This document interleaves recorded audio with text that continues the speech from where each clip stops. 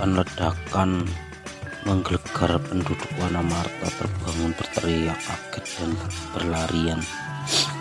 Tak tentu arah, ada yang hendak mencari selamat, ada yang hendak menolong memadamkan api. Semua cemas dan ngeri memikirkan nasib Pandawa. Mereka yakin Pandawa tak sempat menyelamatkan diri dan mati terbakar. Kalang kabut mereka berusaha memadamkan api, tetapi sia-sia. Dengan sedih dan kesal mereka berteriak, Sang Hyang Widi, ini pasti perbuatan Duryodhana. Pasti dia yang memerintahkan pembunuhan dan atas Pandawa yang tidak berdosa. Api mengamuk dahsyatnya. Dalam sekejap istana habis menjadi abu. Begitu pula pondok yang ditempati Purocan, orang kepercayaan Duryodhana itu juga ikut terbakar. Ia dan para pengawalnya sedang tidur pulas ketika kebakaran itu terjadi. Mereka tak sempat menyelamatkan diri. Purocan gagal melaksanakan tugasnya. Dia bahkan menemui ajalnya dalam kobaran api. Rakyat Wanamarta segera mengirim kabar ke Hastinapura. Istana peristahan Pandawa musnah terbakar. Semua yang ada di dalamnya tewas. Tak seorang pun selamat. Mendengar berita itu, hati Dhestharashtra gundah. Perasaannya campur aduk, ibarat kolam yang dalam dingin dasarnya, tapi hangat permukaannya. Dingin karena sedih, hangat karena gembira. Dhestharashtra sedih karena kematian para keponakannya, tetapi juga lega dan gembira karena rencana putranya berhasil. Dia memanggil putra-putranya dan menyuruh mereka mengenakan pakaian berkabung untuk menghormati Pandawa yang telah meninggal sesuai adat dan ajaran agama. Bersama-sama mereka pergi ke tepi sungai untuk melakukan persembahyangan bagi arwah Pandawa. Tak ada jenazah untuk dikuburkan atau diperabukan. Kurawa mengikuti upacara dengan wajah sedih. Mereka tampak sangat sedih dan kehilangan karena tewasnya para sepupu mereka. Hanya sedikit yang melihat bahwa Widura tidak tampak sedih. Meskipun begitu kecil, kemungkinan ia dicurigai karena ia terkenal sebagai orang yang terlalu mengutamakan ketenangan dan menghindari emosi yang meluap-luap. Ia tampak tenang karena yakin bahwa Pandawa berhasil meloloskan diri. Widura justru mengkhawatirkan Pandawa yang kini terpaksa mengembara di hutan.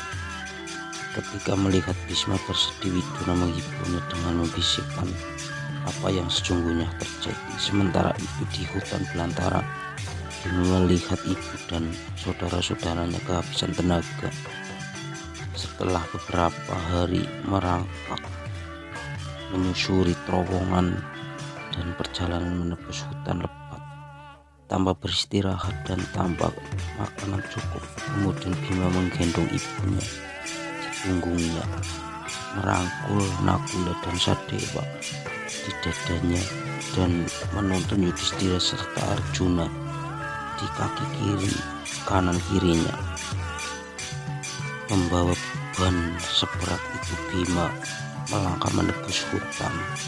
Sampai di tepi sungai Gangga, mereka menemukan seorang tukang perahu bersama sampannya. Sebenarnya secara rahasia Widura telah menyuruh tukang perahu itu menunggu di tepian sungai untuk menyeberang Pandawa. Pandawa menunggu hari gelap sebelum menyeberang. Mereka bersembunyi di tepi hutan. Setelah malam benar-benar gelap, mereka naik sampan itu ke seberang sungai. Sampai di seberang, Pandawa segera memasuki lagi ke dalam hutan dan terus berjalan sepanjang malam dengan langkah terseok-seok dan perut kelaparan. Mereka menembus hutan kegelapan malam dan sunyi. Tak ada seorang apapun kecuali suara-suara binatang malam. Lewat tengah malam, mereka tak mampu lagi melangkah karena kelelahan, lapar dan dahaga luar biasa. Dewi Kunti kata, "Aku sanggup, aku tak sanggup lagi. Aku tidak peduli, biarlah anak-anak Destarasta datang menyergap kita. Aku ingin beristirahat sejenak." Setelah berkata begitu, Dewi Kunti merebahkan diri di tanah dan jatuh tertidur dalam kegelapan malam. Bima berusaha mencari air. Setelah lama mencari air, akhirnya ia sampai ke tepi sebuah telaga kecil. Ia menunduk, mencedok air dengan tangannya, lalu membasuhnya wajah.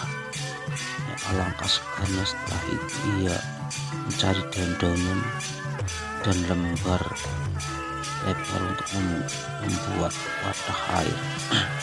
Dengan itu ia mengambil air telaga segera itu untuk ibu dan saudara-saudaranya yang kehausan. Sementara ibu dan saudara-saudaranya tertidur, Bima tetap duduk berjaga-jaga. Pikirannya melayang-layang menembus lebatnya pepohonan dan hatinya berbisik, alangkah tentam dan damainya hidup pohon-pohon dan binatang-binatang di hutan ini. Mereka pasti sudah lama sekali hidup di hutan ini dan masih akan terus hidup di sini berlaksana tahun-tahun lagi. Lain dengan manusia, ada manusia yang tak mau hidup damai berdampingan. Ada manusia yang ingin melenyapkan manusia lain. Apa sebabnya Paman Destarasta dan Duryudana tega berbuat begini terhadap kami? Bima tidak bisa mengerti mengapa ada orang yang begitu membenci Pandawa dan ingin memusnahkan mereka. Sedih hatinya memikirkan semua itu. Demikianlah Pandawa mengembara di hutan belantara penuh derita dan harus menghadapi bermacam mara bahaya. Mereka berganti menggendong ibu mereka agar perjalanan mereka lebih cepat. Bima selalu berusaha mencari buah-buahan dan daun-daun yang bisa dimakan untuk saudara-saudara. Hari-hari mereka mengembara sampai akhirnya bertemu dengan Begawan Wisaya. Mereka memberi salam hormat kepada Maha Guru itu. Sang Resi memberi nasihat dan dorongan yang membesarkan hati mereka. Katanya, tak ada orang bijak yang kuat untuk selalu berbuat kebajikan seumur hidup. Tak ada orang durhaka yang selamanya hidup berkubang dosa. Hidup ini ibarat jaring laba-laba. Di dunia ini tak ada orang yang sama sekali tak pernah berbuat kebajikan. Tak ada pula yang sama sekali tidak pernah berbuat kejahatan. Setiap orang harus memiliki akibat perbuatannya sendiri. Janganlah engkau memberi jalan untuk kedukaan. Atas nasihat dan petuah Begawan Wisaya, Abiyasa, Pandawa mengenakan pakaian Brahmana. Kemudian mereka melanjutkan perjalanan menuju Ekacakra. Sampai di sana mereka tinggal menumpang di rumah seorang Brahmana.